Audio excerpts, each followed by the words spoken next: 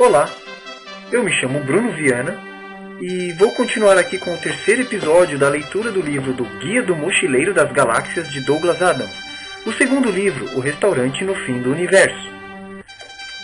Eu queria agradecer a todos por estarem acompanhando a série e por pedirem, por continuação, tudo. Eu acho isso muito legal, o acompanhamento de vocês.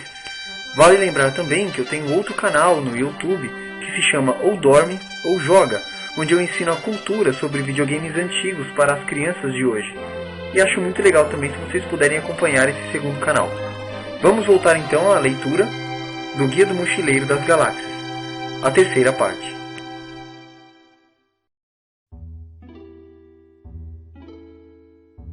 Capítulo 11.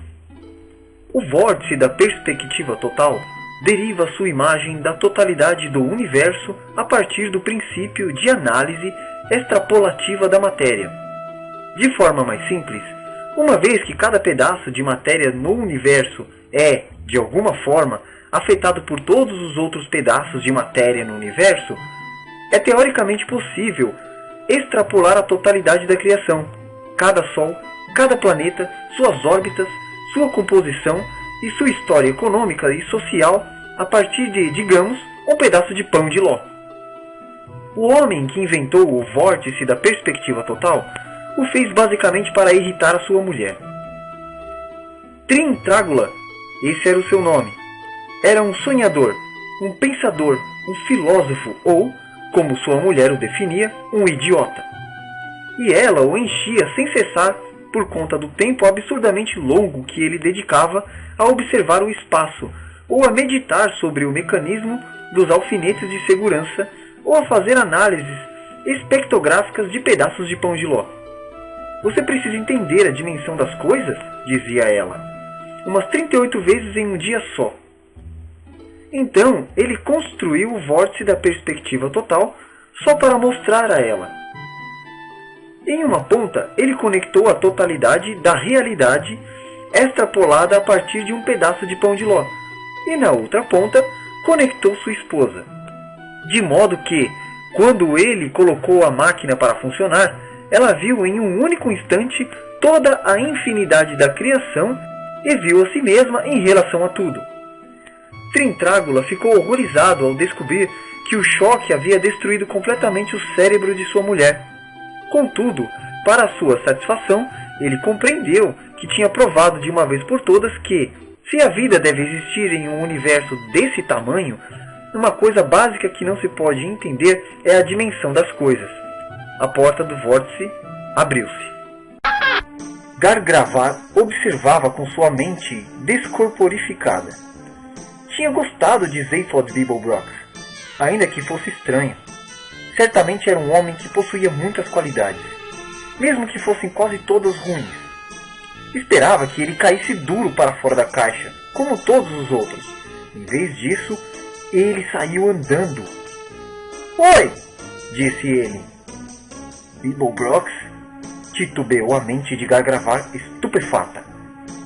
"Poderíamos tomar um drink agora?" disse Zaphod. Você esteve no vórtice?" gaguejou Gargravar. "Você me viu, cara?" Estava funcionando?" "Claro que estava." E você viu toda a infinitude da criação?" "Claro! É realmente um grande lugar, sabe?" A mente de Gargravar girava atordoada. Se seu corpo estivesse com ela, teria caído sentado de boca aberta. E você se viu?" disse Gargravar. "Em relação a tudo?" "Ah, vi. Mas o que você sentiu?" Zaphod sacudiu os ombros com um jeitão malandro. "A máquina só me disse o que eu sempre soube o tempo todo. Sou realmente um grande sujeito, um cara impressionante. Não disse? Cara, eu sou Zaphod Beeblebrox."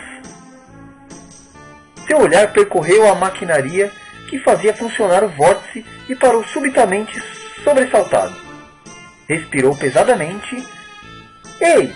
disse. "Aquilo é mesmo um pedaço de pão de ló?"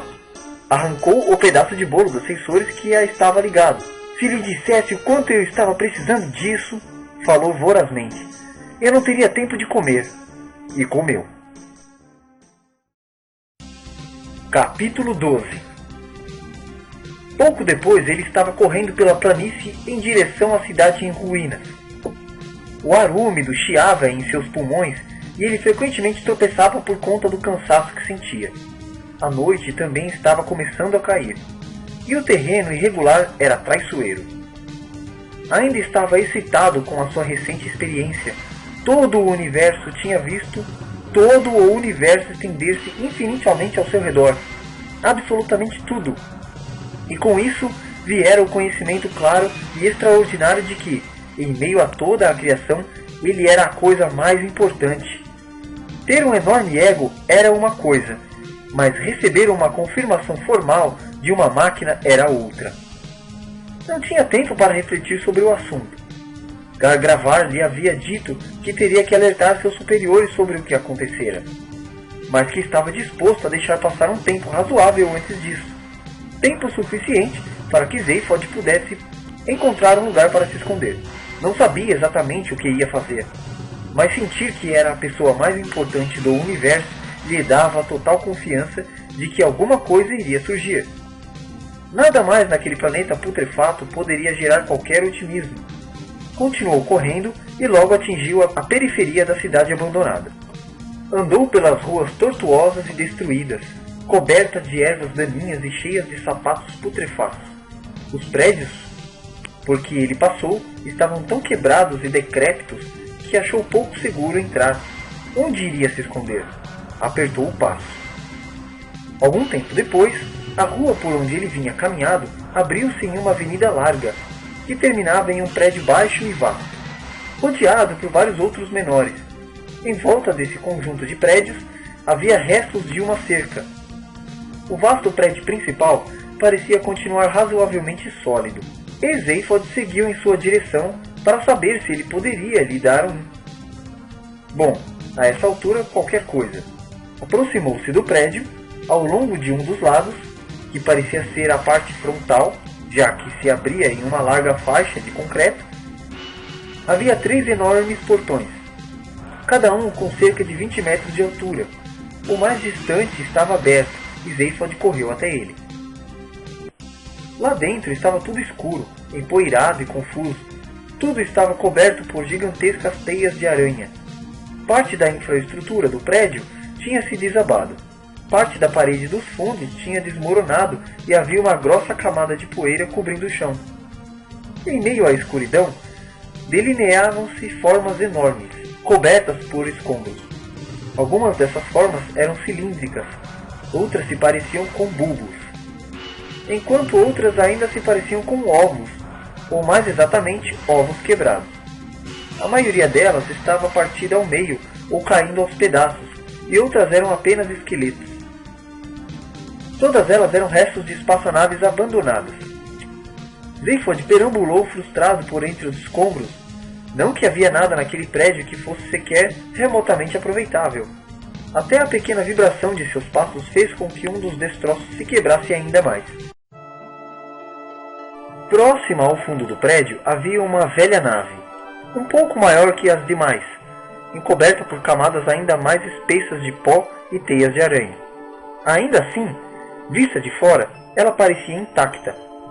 Zephod aproximou-se com interesse e, ao fazê-lo, tropeçou em um velho cabo de alimentação. Tentou se livrar do fio e, para sua surpresa, descobriu que ainda estava conectado com a nave. Para seu total assombro, percebeu que a linha de alimentação emitia um leve zumbido. Olhou para a nave, incrédulo, e novamente para o cabo que segurava em suas mãos. Arrancou seu paletó e jogou fora. De 4, engatinhando-se, abriu o cabo de alimentação até o ponto onde se conectava com a nave. A conexão estava firme e o zumbido um pouco mais alto. Seu coração batia acelerado. Limpou um pouco da poeira e encostou o ouvido contra a lateral da nave. Podia ouvir apenas um ligeiro ruído indeterminado. Vasculhou fervorosamente os escombros que estavam no chão e ao seu redor e acabou encontrando um pequeno tubo e um copo de plástico não biodegradável, juntando os dois. fez um estetoscópio tosco e colocou-o contra a superfície externa da nave. O que ele ouviu fez seus cérebros darem saltos mortais. A voz dizia: "A Transtellar Cruise Lines gostaria de pedir desculpas aos passageiros pelo atraso prolongado deste voo. Estamos, no momento, esperando a recarga de nossos suprimentos de lencinhos umedecidos de limão para o seu conforto, frescor e higiene durante a viagem. Enquanto isso, agradecemos sua paciência. A tripulação de bordo irá em breve servir mais café e biscoitos." Seyfod quase caiu para trás, olhando sem compreender para a nave. Andou em volta da nave por alguns instantes, perplexo. Foi quando percebeu subitamente que um gigantesco quadro de embarque continuava suspenso, preso por um único suporte ao teto. Estava coberto por uma grossa camada de poeira, mas ainda era possível ler alguns dos números. Os olhos de Seyfod correram as fileiras de números enquanto ele fazia umas contas rápidas. Arregalou os olhos. 900 anos! Murmurou para si mesmo. A espaçonave estava de fato ligeiramente atrasada. 2 minutos mais tarde ele estava do lado de dentro. Assim que passou pela cabine de descompressão, o ar do outro lado era fresco e agradável. O ar-condicionado ainda estava funcionando. As luzes ainda estavam acesas. Ele saiu da entrada e foi dar um corredor estreito, que percorreu nervosamente. De repente, uma porta se abriu e apareceu uma figura diante dele. "Por favor, queira retornar ao seu lugar, senhor", disse um androide aeromoça, que logo virou e continuou andando pelo corredor. Ele a seguiu assim que seu coração voltou a bater. Ela abriu a porta no final do corredor e continuou. Ele também atravessou a porta. Estavam agora no compartimento de passageiros e o coração de Seyfod parou outra vez por um breve momento. Em cada poltrona estava sentado um passageiro e com os cintos de segurança afivelados. Os cabelos dos passageiros eram longos e desgrenhados. Suas unhas estavam compridas e todos os homens tinham barba. Todos eles estavam claramente vivos, mas dormindo. Seyfod sentiu calafrios de horror. Caminhou pelo corredor entre as poltronas como num sonho. Quando ele estava no meio do caminho, a aeromoça tinha atingido o outro extremo. Ela se virou e disse: "Boa tarde, senhoras e senhores", falou suavemente. "Agradecemos a sua paciência durante esta pequena demora. Levantaremos voo em breve. Se acordarem agora, servirei café e biscoitos." Houve um breve zumbido. Nesse momento, todos os passageiros acordaram. Acordaram berrando e tentando arrancar os cintos e equipamentos de suporte à vida que os mantinham presos às poltronas. Gritavam e berravam, até Seyfod achar que seus ouvidos iam explodir. Lutavam e se contorciam, enquanto a aeromoça pacientemente seguia pelo corredor, colocando uma bandeja com uma xícara de café e um pacote de biscoitos em frente a cada um deles. Então um deles ergueu-se de sua poltrona, virou-se e olhou para Seyfod. A pele de Seyfod se encrespou por todo o seu corpo, como se estivesse tentando sair dele. Ele se virou e saiu correndo do tumulto. Atravessou a porta e voltou ao outro corredor. O homem o perseguiu. Correu freneticamente até o final do corredor. Atravessou a câmara de embarque e seguiu em frente. Chegou à cabine de comando, fechou e trancou a porta atrás de si.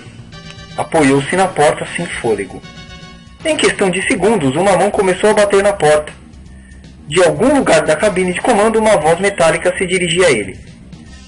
"Os passageiros não têm permissão de permanecer na cabine de comando. Por favor, retorne ao seu assento e aguarde a decolagem. Café e biscoitos estão sendo servidos. Aqui quem fala é o seu piloto automático. Por favor, retorne ao seu assento." Seyfod não disse nada. Estava ofegante e atrás dele a mão continuava batendo na porta. "Por favor, retorne ao seu assento", repetiu o piloto automático. "Os passageiros não têm permissão de permanecer na cabine de comando." "Eu não sou um passageiro!" arguejou Seyfod. Por favor, retorne ao seu assento. Eu não sou um passageiro! Gritou Zaphod mais uma vez. Por favor, retorne ao seu assento. Eu não sou... Alô, está me ouvindo? Por favor, retorne ao seu assento. Você é o piloto automático? Perguntou Zaphod. Sou, disse a voz que saía do painel de comando. Você controla esta nave? Sim, disse a voz novamente. Houve um atraso. Os passageiros devem ser mantidos em animação suspensa para o seu conforto e conveniência. Servimos café e biscoitos a cada ano. E depois disso os passageiros voltam à animação suspensa para prolongar o seu conforto e conveniência. Decolaremos assim que os suprimentos de voo estiverem completos. Pedimos desculpas pela demora. Zaphod afastou-se da porta, na qual finalmente não estava mais batendo. Aproximou-se do painel de controle. Demora? Gritou ele. Você viu o mundo que está do lado de fora desta nave? É uma terra devastada, um deserto. A civilização apareceu e se foi. Cara, não há lencinhos umedecidos em limão em lugar algum por aqui. Há fortemente probabilidade, prosseguiu o piloto automático altivamente, de que outras civilizações venham a se formar. Um dia haverá lencinhos de papel umedecidos em limão. Até lá, haverá uma pequena demora. Por favor, retorne ao seu assento. Mas nesse instante a porta se abriu. Zaphod voltou-se para ver o homem que o perseguia e que agora estava de pé à sua frente. Carregava uma maleta de executivo e estava vestido com elegância e tinha cabelos bem cortados. Não possuía barba nem unhas compridas. Zaphod Beeblebrox, disse ele. Meu nome é Zarniwoop. Creio que você estava querendo falar comigo. Zaphod Beeblebrox estremeceu. Suas bocas murmuravam palavras sem nexo. Caiu sentado numa cadeira. Cara, uau! De onde você surgiu? Disse ele. Eu estava aqui esperando você. Disse tranquilamente como um homem de negócios chegando para uma reunião. Largou a maleta e sentou-se em outra cadeira. Fico feliz em ver que você seguiu as instruções, prosseguiu. Estava um pouco preocupado que você estivesse saído de meu escritório pela porta e não pela janela. Nesse caso, você estaria com problemas sérios. Zaphod sacudiu as cabeças e balbuciou. Quando você entrou pela porta de meu escritório, você penetrou em meu universo sintetizado eletronicamente, explicou. Se tivesse saído pela porta, teria voltado ao real. O universo artificial é controlado aqui. Deu uns tapinhas na maleta. Zaphod o observou com ressentimento e desprezo. E qual a diferença? Murmurou. Nenhuma, disse Zarniwoop. São idênticos. Ah, acho que os caças Frogstar são verdes no universo real, se não me engano. O que está acontecendo? Bradou Zaphod. Simples, disse Zarniwoop. Sua autoconfiança e presunção faziam Zaphod irritar-se ao extremo. Muito simples, repetiu. Descobri as coordenadas onde esse homem pode ser encontrado, o homem que rege o universo, e descobri que seu planeta está protegido por um campo de improbabilidade. Para proteger meu segredo e a mim, retirei-me para a completa segurança desse universo totalmente artificial e me escondi em uma nave de cruzeiro esquecida. Eu estava em segurança enquanto isso, você e eu... Você e eu? Disse Zaphod furioso. Quer dizer que eu o conhecia? Conhecia, disse Zarniwoop. Éramos bons amigos. Certamente eu não tinha bom gosto, disse Zaphod, e depois ficou em silêncio emburrado. Enquanto isso, eu e você combinamos que você roubaria a nave com um motor de improbabilidade infinita, a única que poderia alcançar o mundo do regente do universo, e a traria para mim aqui. Creio que você acabou de fazer isso, e lhe dou meus parabéns. Dirigiu-lhe um sorriso artificial, no qual Zaphod gostaria de ter batido com um tijolo. Ah, e caso você esteja querendo saber, acrescentou Zarniwoop, esse universo foi criado especificamente para esperar a sua chegada. Você é, portanto, a pessoa mais importante deste universo. Você jamais, prosseguiu com um sorriso ainda mais tijolável, teria sobrevivido ao vórtice da perspectiva total no universo real. Vamos? Aonde? Disse Zaphod emburrado. Sentia-se arrasado. A sua nave, a Coração de Ouro. Acredito que você a trouxe, não? Não. Onde está o seu paletó? Zephod o encarou completamente perdido. Meu paletó? Eu o tirei lá fora. Zarniwoop levantou e fez um gesto para que o Zephod o acompanhasse. Na câmara de entrada, puderam ouvir os gritos dos passageiros sendo alimentados com café e biscoitos. Não foi uma experiência muito agradável esperar por você, disse Zarniwoop. Não muito agradável para você, berrou Zephod. Como você acha que... Zarniwoop levantou um dedo pedindo silêncio enquanto abria a escotilha para sair da nave. A poucos metros dali, estava o paletó de Zephod sobre os escombros. Uma nave muito notável e poderosa, disse Zarniwoop. Observe. Enquanto observavam, o bolso do paletó subitamente começou a inchar e depois rasgou-se. O pequeno modelo de metal da Coração de Ouro que Zarniwoop tinha achado, atônito em seu bolso, estava crescendo. Crescia, continuava a crescer, após alguns minutos, atingiu seu tamanho natural. A um nível de probabilidade disse Zarniwoop. Sei lá, mas é um número muito grande. Zephod ficou perplexo. Quer dizer que ela estava comigo o tempo todo? Zarniwoop sorriu, pegou sua mala e abriu-a. Girou um único botão dentro dela. Adeus, universo artificial, disse ele. Alô, universo real. O cenário diante deles piscou rapidamente e logo reapareceu exatamente como antes. Viu? Disse Zarniwoop. Exatamente igual.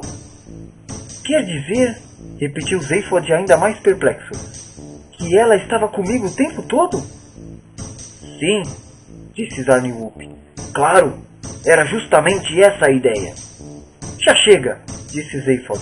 Eu estou fora daqui, pra frente eu não conte comigo. Essa coisa toda já passou dos limites. Você pode ir brincar sozinho com suas coisas. Lamento, mas você não pode sair, disse Zarniwoop. Está preso ao campo de improbabilidade. Não há como escapar. Sorriu novamente com aquele sorriso artificial, no qual Zephod queria ter batido, e desta vez bateu de fato. Capítulo 13. Ford Prefect saltou para a ponte de comando da Coração de Ouro. Trillian! Arthur! Gritou. Está funcionando! A nave foi reativada! Trillian e Arthur estavam dormindo no chão. Vamos, acordem! Estamos de partida! Vamos nessa! Disse, acordando os dois com pequenos chutes. Oi, gente! Disse o computador. É muito legal estar com vocês de novo! É sim! E só queria dizer que... Cala a boca! Disse Ford. Diga-nos apenas onde diabos estamos! Planeta Frogstar B. E cara, isso aqui é um lixo! Disse Zephod correndo para a ponte. Oi, turma! Vocês devem estar tão imensamente felizes de me ver que não conseguem encontrar palavras para exprimir o quanto eu sou mingo do pau. O quanto você é o quê? Disse Arthur, de olhos turvos e erguendo-se do chão sem entender nada. Sei como vocês se sentem, disse Zephod. Sou tão sensacional que às vezes até eu mesmo me atrapalho quando falo comigo. Ei, legal ver vocês. Trillian, Ford, Homem Macaco e... computador? Oi, gente!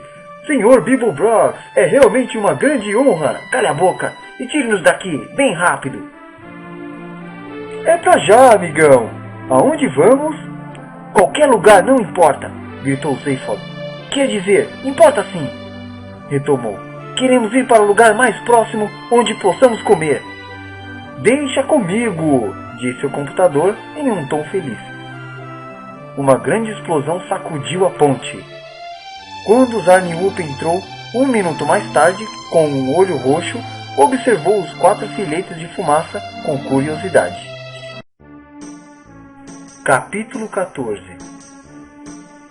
4 corpos inertes deslizavam para dentro de um redemoinho de escuridão. A consciência estava morta e um aniquilamento gélido drenava os corpos cada vez mais fundo no infindável poço do não-ser. O rugir do silêncio desolador ecoava ao seu redor e eles afundaram. Por fim, no mar escuro e amargo de um vermelho nauseante que lentamente os engoliu, aparentemente para todo sempre. Após um tempo que apareceu uma eternidade, o mar recuou e lançou os corpos estendidos em uma praia fria e desolada, dejetos de espuma na correnteza da vida, do universo e tudo mais. Espasmos frios percorriam seus corpos, luzes doentias dançavam em torno deles. A praia fria e desolada inclinou-se, girou e finalmente parou. Brilhavam em sua escuridão. Era uma praia fria e desolada, muito bem polida.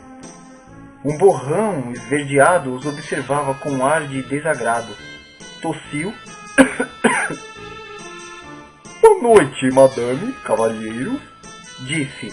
Os senhores têm uma reserva? A consciência de Ford Prefect ricocheteou de volta como um elástico, reativando seu cérebro. Olhou para o borrão perplexo. Reserva? Perguntou em voz de ressaca. Sim, senhor, disse o borrão verde. É preciso reserva para o além-vida? À medida que é possível para um borrão esverdeado levantar as sobrancelhas desdenhosamente, foi isso que o borrão esverdeado fez em seguida. Além-vida, senhor, disse. Arthur Dent lutava com a sua consciência como alguém que persegue um sabonete caído na banheira. Aqui ou além? Gaguejou. Bom, eu presumo que seja, disse Ford Prefect, tentando descobrir qual era o lado de cima. Testou a teoria de que deveria ficar na direção oposta do chão frio e desolado da praia em que estavam deitados e cambaleou até se apoiar naquilo que esperavam serem seus pés. Quero dizer, disse ele balançando suavemente, nós não podemos ter sobrevivido àquela explosão, podemos? Não, murmurou Arthur.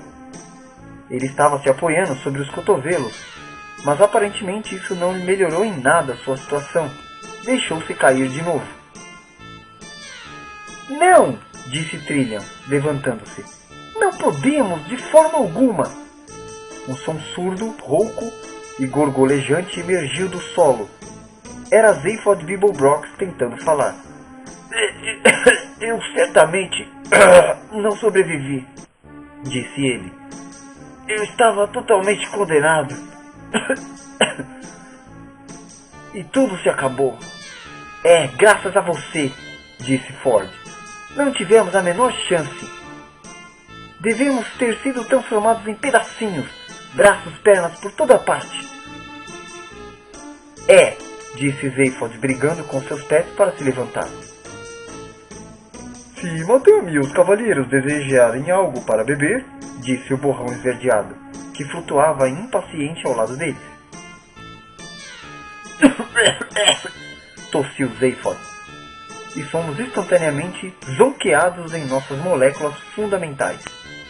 Ei, Ford, disse, ao identificar um dos borrões que se solidificavam lentamente à sua volta.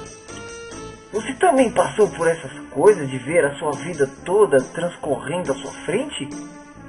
Você também sentiu isso? Disse Ford. Toda a sua vida? É, ou pelo menos estou supondo que fosse a minha. Eu passei muito tempo fora de mim, sabe? Olhou à sua volta para as várias formas que estavam finalmente se tornando formas de fato, em vez de vagas ou oscilantes formas sem forma. Então, disse. Então o quê? Disse Ford. Então, aqui estamos nós, disse Zaphod hesitante. Estirados, mortos no chão. De pé, corrigiu Trillian. Mortos de pé no chão? Continuou Zaphod. Nesse desolado restaurante, disse Arthur Dent, que tinha conseguido um acordo com os seus pés e já conseguia, para sua surpresa, ver claramente. Aliás, o que o surpreendia não era de que ele pudesse ver, mas o que estava vendo. Aqui estamos nós, continuou Zaphod, irredutível, de pé, mortos, neste desolado restaurante, disse Trillian. De 5 estrelas, concluiu Zaphod. Estranho, não? Disse Ford. Ah, é? Ainda assim, belos candelabros, disse Trillian. Olharam uns para os outros, estupidificados. Não é bem um além-vida, disse Arthur. É mais um tipo de approsier. Approsier é uma expressão francesa que significa literalmente além-vida. Os candelabros eram de fato um tanto cheguei, e o teto baixo em forma de abóbada, onde estavam pendurados, não teria, num universo ideal, sido pintado naquele tom peculiar de turquesa, e mesmo se tivesse sido pintado, não teria sido iluminado por aquela luz indireta. Este não é, contudo, um universo ideal, como ficou bastante claro ao observarmos os desenhos no piso de mármore, e ainda pelo modo como a fachada do bar tinha sido feita. A fachada do bar, de 100 metros, coberta por mármore, tinha sido feita através da junção de quase 20.000 peles de lagartos mosaicos antarianos, sem que fosse levado em conta o fato de que os 20.000 lagartos envolvidos precisavam daquelas peles para se manterem seus interiores dentro. Algumas criaturas elegantemente vestidas estavam batendo papo no bar ou descansando nos confortáveis assentos ricamente coloridos espalhados ao longo do salão do bar. Um jovem oficial Lurg e sua acompanhante, vaporosamente verde, atravessaram a porta de vidro fumê no fundo do bar e entraram no salão principal do restaurante, fortemente iluminado. Atrás de Arthur havia uma grande janela com cortinas. Ele afastou um canto da cortina e olhou para fora, para uma paisagem que, em condições normais, teria lhe dado calafrios de terror. Como essa não eram condições normais, a coisa que fez com que seu sangue gelasse e sua pele tentasse sair por suas costas, para sair pela nuca, era o céu. O céu estava... Um criado de Libré puxou educadamente a cortina de volta ao seu lugar. Tudo a seu tempo, cavalheiro, disse. Os olhos de Zaphod flamejaram. Ei, se ligue nessa! Defuntos, disse. Acho que não estamos entendendo uma coisa outra importante aqui, sabe? Alguma coisa que alguém aqui disse e deixamos passar. Arthur estava profundamente aliviado em desviar a sua atenção daquilo que acabara de ver, e ele disse. Eu disse que era uma espécie de apres... e não preferia ter dito isso, disse Zaphod. E você, Ford? Eu disse que era estranho. Perspicaz, mas meio bobo. Talvez tenha sido... Talvez? Interrompeu o borrão esverdeado, que a essa altura tinha se condensado na forma de um mirrado garçonzinho vestido de verde escuro. Talvez os senhores queiram discutir essa questão enquanto tomam um drink. Um drink? É isso! Exclamou Zaphod. Está vendo que você deixa passar se não está o tempo todo alerta? É verdade, senhor, disse o garçom pacientemente. Se a senhorita e os senhores desejarem tomar um drink antes do jantar... Jantar? Exclamou Zaphod, entusiasticamente. Escute, pessoinha verde, meu estômago poderia levá-lo para casa e afagá-lo durante toda a noite só por conta dessa ideia. E o universo, prosseguiu o garçom determinado, a não se deixar abalar, explodirá mais tarde para o seu prazer. A cabeça de Ford inclinou-se lentamente em sua direção. Ele falou com sentimento.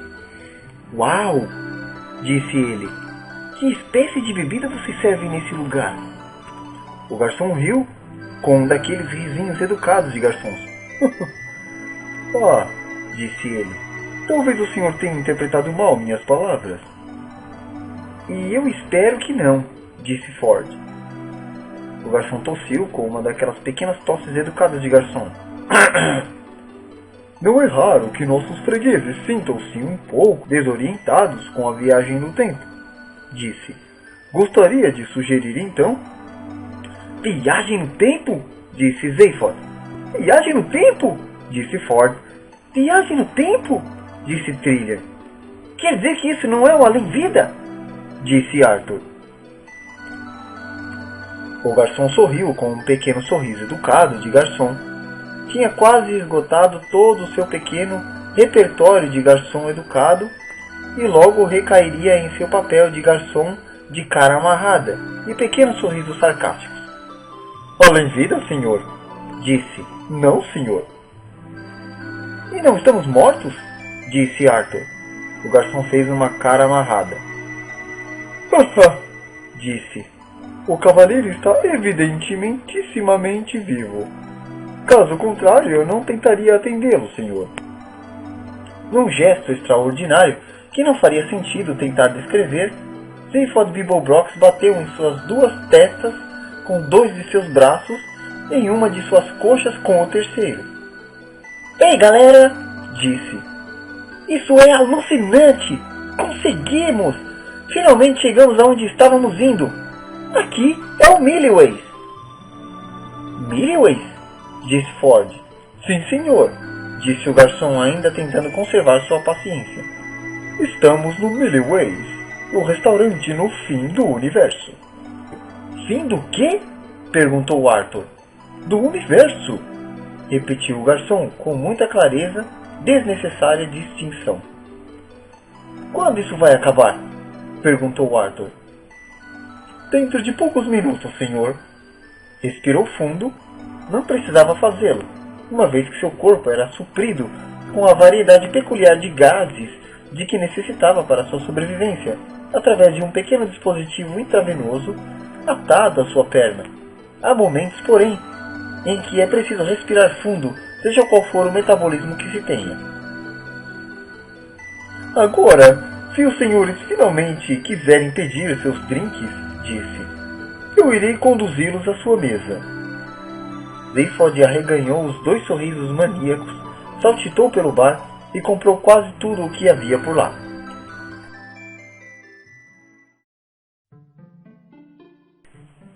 Capítulo 15. O restaurante no fim do universo é um dos acontecimentos mais extraordinários em toda a história dos restaurantes. Foi construído a partir dos restos fragmentários do...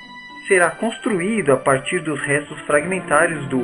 Ou seja, já terá sido construendoido a essas alturas. E de fato já haveria tendo sido. Um dos maiores problemas encontrados em viajar no tempo não é vir a se tornar acidentalmente seu próprio pai ou mãe. Não há nenhum problema em tornar-se seu próprio pai ou mãe, com que uma família em mente aberta e bem ajustada não possa lidar. Também não há nenhum problema em relação a mudar o curso da história. O curso da história não muda porque todas as peças se juntam como um quebra-cabeça. Todas as mudanças importantes já ocorreram antes das coisas que deveriam mudar e tudo se resolve no final. O problema maior é simplesmente gramatical. E a principal obra a ser consultada sobre esta questão é o tratado do Dr. Dan Streetmentioner, o Manual das 1001 Formações de Tempo Gramaticais para Viajantes Espaço-Temporais. Neste livro, você aprende, por exemplo, como descrever algo que estava prestes a acontecer com você no passado, antes que o acontecimento fosse evitado, quando você pulou para frente 2 dias. O evento é descrito a partir de diferentes pontos de vista, conforme você esteja se referindo a ele do seu próprio instante, de uma época no futuro ou de uma época no passado, e a coisa toda vai ficando ainda mais complicada caso você esteja conversando enquanto viaja de um instante no tempo para outro, na tentativa de tornar-se seu próprio pai ou sua própria mãe. A maioria dos leitores chega até o futuro semicondicionalmente modificando subvertido plagal do pretérito subjuntivo, intencional antes de desistir. Por isso, em edições mais recentes deste livro, as páginas subsequentes têm sido deixadas em branco para economizar custo de impressão.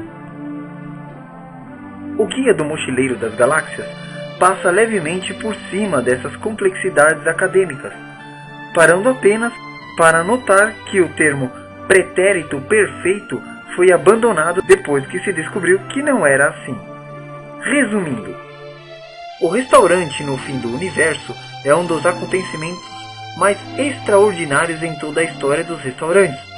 Foi construído a partir dos restos fragmentários de um planeta em ruínas que se encontra, teria sendo-se encontraído, fechado numa vasta bolha de tempo e projetado em direção ao futuro até o exato momento preciso do fim do universo. Muitos diriam que isso é impossível. Nele, os fregueses sentam-se, ter-se-ão sentaído, nas mesas e comem, ter-se-ão comeído, suntuosas refeições enquanto contemplam. Estarão contemplarandeando toda a criação explodir à sua volta. Muitos diriam que isso é igualmente impossível. Você pode chegar, poderaria chegarando em quando, e se sentar em qualquer mesa que deseje sem reserva prévia. Postero antequando, porque é possível fazer a reserva retrospectivamente quando você voltar para seu próprio tempo. Terá sido prepossível em reservar para quando antesmente, retrovoltando ante casa. Agora muitos insistiram que isso é absolutamente impossível. No restaurante você pode encontrar e jantar com poderaria terendo encontrado para com jantarando quando um fascinante corte transversal de toda a população do espaço e do tempo. Como pode ser pacientemente explicado, isso também é impossível. Você pode comer lá quantas vezes quiser, poderaria terendo ido, reido, etc, etc. Para maiores informações sobre correção nos tempos verbais, consulte o livro do Dr. Screech Mentioner e ter a certeza de que nunca encontrar consigo próprio, por causa do embaraço que isso costuma ocasionar. Mesmo se o resto fosse verdadeiro, o que não acontece, isso é veementemente impossível, dizem os céticos. Tudo o que você precisa fazer é depositar um centavo numa conta de poupança em sua própria era, e quando chegar ao fim dos tempos, o total de juros compostos acumulados significará que o preço astronômico de sua refeição já estará pago. Muitos alegam que isso não só é completamente impossível, como também claramente insano. E foi por isso que o pessoal de marketing do sistema estelar de Bastlablon criou o slogan: se você fez 6 coisas impossíveis esta manhã, por que não terminar o seu dia com uma refeição em Milliways, o restaurante no fim do universo? Este é o fim da terceira parte da leitura do Guia do Mochileiro das Galáxias, o restaurante no fim do universo, na voz de Bruno Viana. Obrigado por terem me acompanhado até aqui e até o próximo episódio, pessoal.